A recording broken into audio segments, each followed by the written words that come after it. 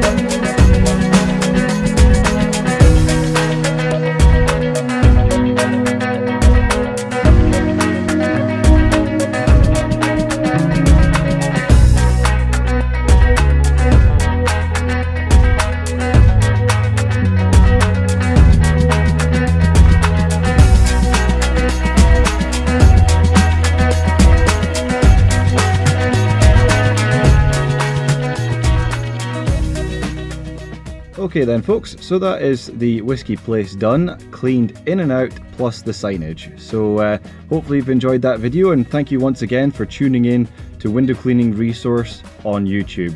Remember to smash that like button, share with all your friends, family, and even your granny. Don't leave her out, make sure she sees the video, and thank you once again.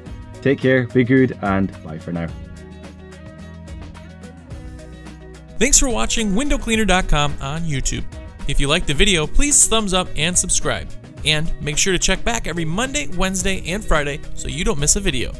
And if you tear up at just the thought of not having TradMan for a whole week, check out his channel, TradMan, on YouTube.